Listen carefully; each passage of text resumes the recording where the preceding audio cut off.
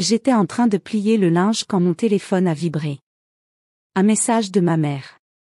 Mon estomac s'est noué avant même que je le lise. Rien de bon ne venait jamais d'un message envoyé conjointement avec le nom de mon père. On se voit au tribunal. C'était tout. 5 mots censés me terroriser, me forcer à céder. 5 mots qui représentaient 32 ans de manipulation, de gaslighting et du rôle de paillasson familial que j'avais toujours occupé. L'appartement qu'il voulait que je remette? Celui pour lequel j'avais économisé chaque euro? Celui que j'avais pu me payer en travaillant en double poste au café pendant mes études? Oui, apparemment celui-là était destiné à mon frère Lucas maintenant. Parce que Lucas en avait plus besoin. Parce que Lucas allait fonder une famille. Parce que Lucas avait toujours été l'enfant doré, celui qui ne faisait jamais rien de mal. Mes mains tremblaient, mais pas de peur. De rage. Une rage pure, cristallisée, qui s'était accumulée depuis 3 décennies. J'ai tapé, le pouce parfaitement stable malgré mon cœur affolé.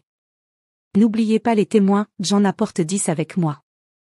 Puis j'ai jeté mon téléphone sur le canapé et j'ai repris mes serviettes. Je n'en avais plié que 2 quand mon téléphone a commencé à hurler. Maman. Papa. Lucas. Maman encore. Un numéro inconnu, sûrement ma tante Gertrude, toujours prête à jouer les messagères manipulées. Papa encore. Mon téléphone tremblait sur la table basse comme possédé. Je l'ai laissé sonner. Tous les appels sont allés sur la messagerie. Le silence après la dernière sonnerie était délicieux. Enivrant, même. Je me suis servi un verre de Riesling, celui que je gardais pour les grandes occasions, et je me suis installé sur mon balcon, regardant le soleil se coucher sur la ville où j'avais construit ma vie, loin de leurs attentes étouffantes. Laisse-moi reprendre depuis le début. Tout ça n'a pas commencé avec un message. Ça a commencé le jour où je suis née fille et où Lucas est arrivé 18 mois plus tard avec un pénis et est soudain devenu le centre de l'univers. En grandissant, j'étais la responsable. Celle qui devait montrer l'exemple. Celle qu'on qualifiait d'égoïste, parce qu'elle voulait aller à l'université au lieu de travailler dans la quincaillerie de papa. Lucas? Il a eu une voiture neuve pour ses 18 ans, tandis que moi, je prenais encore le bus à 23 ans. Quand je leur ai annoncé que j'avais trouvé un appartement une pièce parfait à Schwabing, avec un parquet grinçant et un balcon assez grand pour 2 chaises, la première réponse de ma mère a été: ce n'est pas un peu extravagant pour une femme célibataire? Papa avait co-signé le bail parce qu'il me fallait un garant, et à l'époque j'étais reconnaissante. Assez naïf pour croire que c'était un geste de soutien. J'avais payé chaque loyer, à l'heure, pendant 7 ans. 7 ans à construire une vie, à peindre les murs en vert sauge, à suspendre des plantes, à organiser des dîners avec des amis qui se souciaient réellement de moi. Puis, il y a 3 mois, Lucas a annoncé que sa petite amie Anna était enceinte. Et là, panique générale. Soudain, ils avaient besoin de place. Leur appartement était trop petit. Le bébé devait avoir une chambre. Ils ne pouvaient absolument pas se permettre plus grand. Et moi, j'étais là, avec mon appartement de 2 pièces. J'avais déménagé dans un plus grand 2 ans plus tôt, dans le même immeuble occupant tout cet espace toute seule. La première suggestion est venue de maman, au dîner du dimanche, l'air de rien. Tu sais, chérie, Lucas et Anna ont vraiment des difficultés avec la place. Tu n'as jamais pensé à trouver quelque chose de plus petit? J'avais ri. Vraiment ri, parce que c'était forcément une blague. Ce n'était pas une blague. Je ne vais pas abandonner mon appartement, ai-je dit, toujours calme. Toujours assez idiote pour croire qu'un raisonnement suffirait. Personne ne te demande de l'abandonner, avait ajouté papa, avec sa voix de « soyons rationnels ». Juste, de te reloger. Tu peux sûrement trouver quelque chose de plus adapté à tes besoins. Mes besoins. Comme si mes besoins avaient déjà compté dans une décision familiale. J'aime mon appartement, avais-je dit fermement. Je ne déménage pas. C'est là que Lucas, silencieux jusque-là, a enfin ouvert la bouche. C'est exactement pour ça que tu es toujours célibataire, Brigitte. Tu es trop égoïste pour penser à quelqu'un d'autre qu'à toi. La table était glacée. Même maman avait l'air mal à l'aise, mais elle ne m'avait pas défendue. Elle ne m'avait jamais défendue. J'avais posé ma fourchette, prit une inspiration et dit. Je m'en vais. Ne sois pas dramatique, avait soupiré papa. Mais j'étais parti, et je n'étais pas revenu les dimanches suivants. Ni celui d'après. Ni celui encore après. Les appels et messages avaient commencé ensuite. D'abord d'où maman me demandant si j'allais bien, feignant la préoccupation. Puis plus ferme. Papa m'envoyant des conseils sur l'importance d'être une joueuse d'équipe dans la famille. Puis Lucas lui-même, oscillant entre culpabilisation, Anna pleure à cause de toi, et hostilité brutale, tu te comportes comme une vraie garce. J'ai bloqué Lucas en premier. Puis j'ai mis le groupe familial en silencieux. Ensuite, j'ai simplement laissé leurs appels aller sur la messagerie. C'est là qu'ils ont découvert que le nom de mon père figurait sur mon premier bail en tant que garant. Leur avocat oui, ils avaient carrément engagé un avocat à affirmer que cela lui donnait des droits de copropriété. Peu importe que j'ai été la seule à payer. Peu importe que j'ai renouvelé le bail à mon seul nom lorsque j'ai déménagé dans l'appartement plus grand. Peu importe que j'ai construit ma vie ici. Ils voulaient que je parte, et ils voulaient que je parte maintenant pour que Lucas puisse s'emparer de mon logement. Le message sur « le tribunal » est arrivé après que j'ai ignoré la lettre de leur avocat. J'avais consulté le mien Jürgen, un homme d'une 50aine d'années au regard perçant, qui avait éclaté de rire en voyant les documents. Ils n'ont absolument aucun dossier, avait-il dit. Rien. Zéro. C'est de l'intimidation, pure et simple. Alors qu'est-ce que je fais ? Vous les poussez dans leur retranchement. Il s'était appuyé contre son siège. Et s'ils vous traînent réellement au tribunal ? On les pulvérise. Mais ils ne le feront pas. Faites-moi confiance, dès qu'ils verront que vous êtes sérieuse, ils reculeront. Les tyrans reculent toujours. Jürgen avait eu raison concernant la stratégie du bluff. Ce qu'il n'avait pas anticipé, c'était le nombre de personnes dans ma vie qui observaient ce désastre familial depuis longtemps et qui étaient prêtes à témoigner en ma faveur. Ce soir-là, après avoir envoyé mon message sur les 10 témoins, j'ai fait quelques appels. La première, c'était Nina, ma meilleure amie depuis l'université. Tu vas vraiment les emmener au tribunal, avait-elle haleté. C'est eux qui menacent de m'y emmener. Je ne recule plus. Bien. Il était temps. Tu as besoin de quoi ? Si ça va vraiment jusqu'au tribunal, tu témoignerais ? Sur la dynamique familiale, sur la façon dont ils me traitent ? Brigitte, je paierai pour témoigner contre ta famille. J'attends ce moment depuis 10 ans. Ensuite, il y avait Félix, mon collègue du café où j'avais travaillé pendant mes études. Il m'avait vu pleurer plus d'une fois dans l'arrière-salle après des appels particulièrement violents venant de la maison. Je suis là, a-t-il dit immédiatement. Tout ce dont tu as besoin. Puis Anna, ma voisine, qui m'avait vu transformer cet appartement au fil des années. Mathias, qui m'avait aidé à déplacer mes meubles. Stéphie, qui m'avait soutenu le soir où j'avais craqué en disant que je ne serais jamais assez bien. Christophe, mon ancien partenaire d'études, témoin direct du mépris de ma famille pour mes réussites académiques. Inge, la gestionnaire de l'immeuble, qui avait des archives de tous mes paiements effectués dans les délais. Petra, ma cousine du côté de maman, qui avait elle aussi toujours été traitée comme l'inférieure, et savait exactement de quoi il retournait. Au moment où je suis allée me coucher, j'avais 12 personnes prêtes à se tenir à mes côtés. 12 personnes qui me voyaient, me respectaient, connaissaient ma vérité. J'ai mieux dormi cette nuit-là que depuis des mois. Le lendemain matin, tante Gertrude s'est présentée à ma porte. Je m'y attendais, honnêtement. Brigitte, ma chérie, on peut parler ? Elle utilisait sa voix mielleuse, celle qu'elle employait juste avant de tenter une manipulation. Je suis justement sur le point de partir, ai-je menti. Ça prendra juste 1 minute.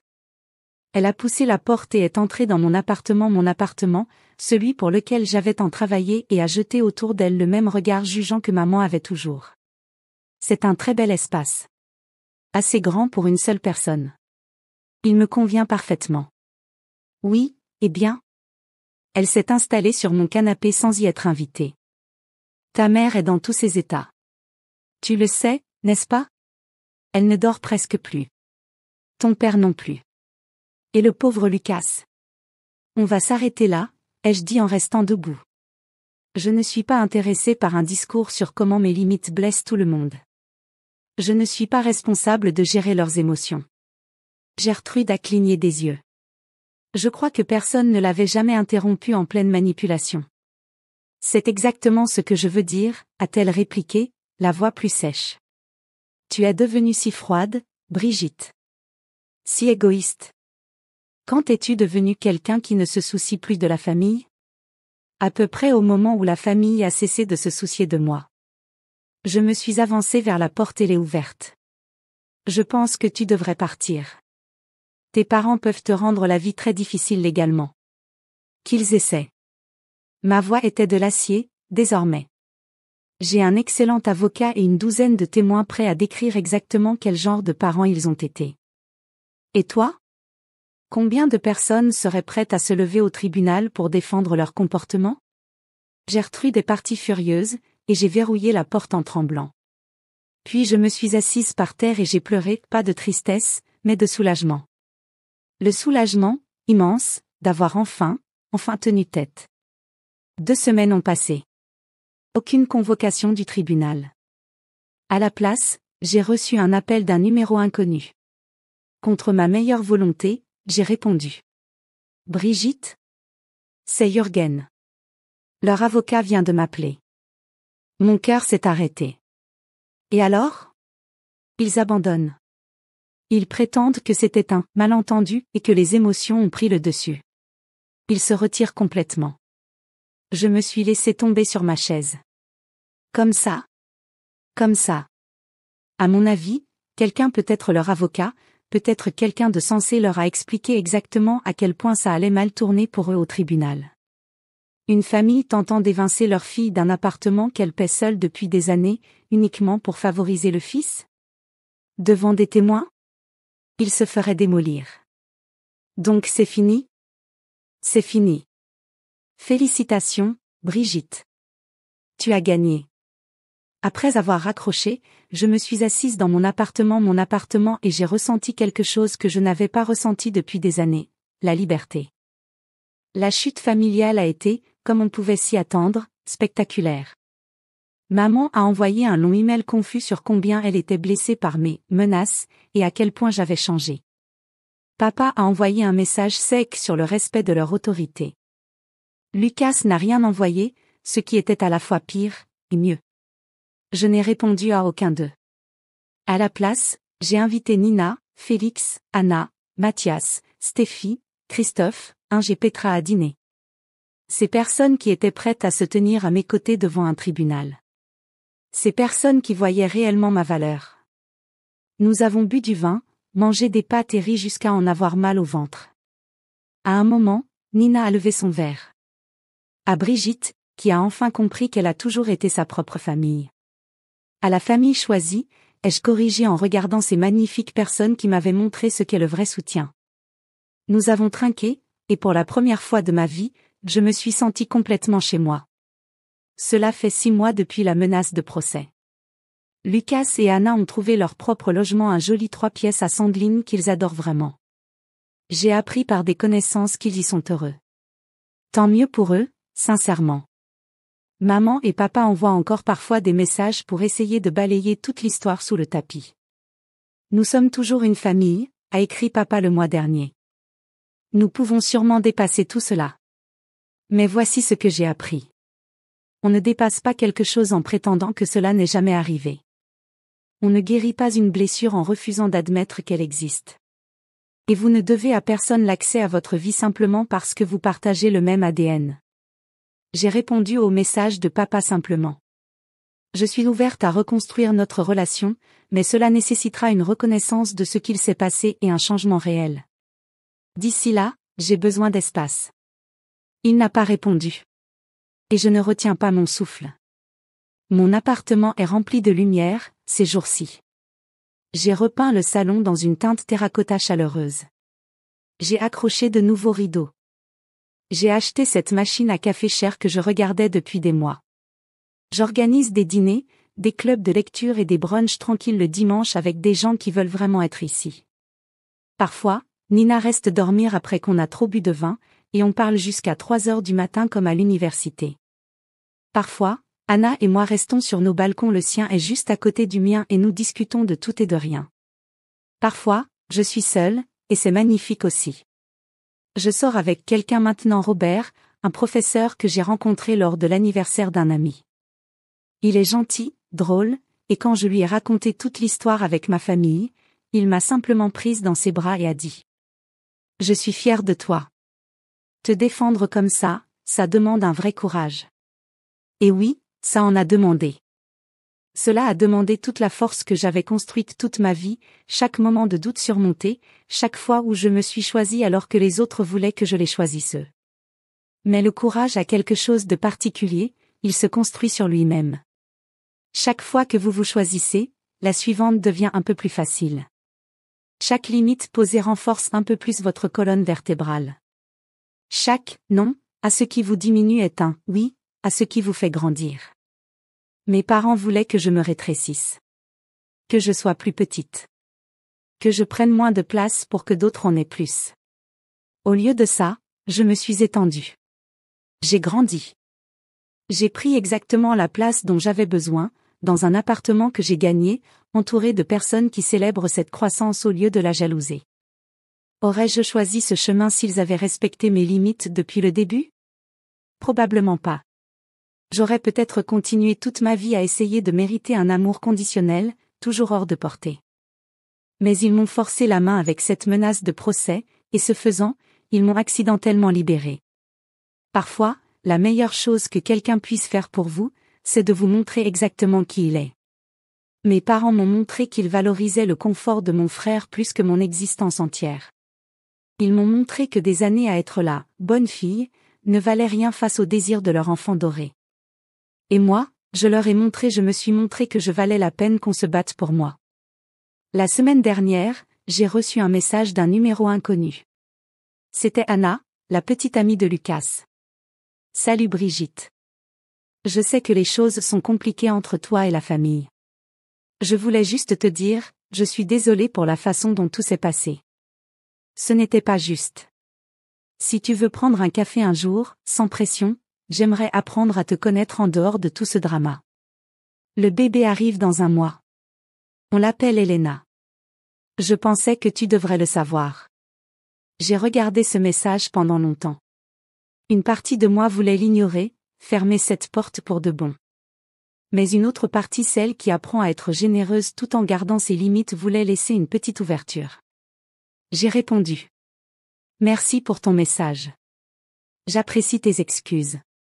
Je ne suis pas prête pour des réunions familiales, mais un café un jour, pourquoi pas. Félicitations pour Elena. J'espère que l'accouchement se passera bien. Elle a répondu simplement. C'est totalement compréhensible. Prends soin de toi. Peut-être qu'un jour, j'aurai à nouveau une relation avec Lucas. Peut-être pas. Peut-être que je serai tante Brigitte pour Elena, ou peut-être juste un nom qui apparaît parfois dans des histoires familiales embarrassées. Dans tous les cas, ça ira. Parce que j'ai appris quelque chose de crucial. Votre paix vaut plus que l'approbation de qui que ce soit. Je choisis la paix maintenant. Chaque jour, je la choisis. Mon appartement a toujours les mêmes vieux planchers qui grincent. Le même balcon où je me suis assise ce soir-là, un verre de vin à la main, en sentant ma puissance revenir. Les mêmes murs que j'ai peints, les mêmes plantes que j'ai gardées en vie, la même vie que j'ai construite pierre après pierre. Mais tout le reste a changé. Moi, j'ai changé. Je ne suis plus la fille qui s'excuse de prendre de la place. Je ne suis plus la fille qui se tord dans tous les sens pour gagner un amour conditionnel. Je ne suis plus la sœur qui accepte des miettes en regardant son frère festoyer. Je suis juste Brigitte. Dans mon appartement. En train de construire ma vie. Entourée de personnes qui sont réellement là pour moi. Et vous savez quoi? C'est plus que suffisant. C'est tout. Merci d'avoir regardé. Laissez un like si vous avez aimé cette histoire, abonnez-vous si ce n'est pas déjà fait, et cliquez sur la carte ci-dessus pour voir d'autres histoires comme celle-ci. À la prochaine.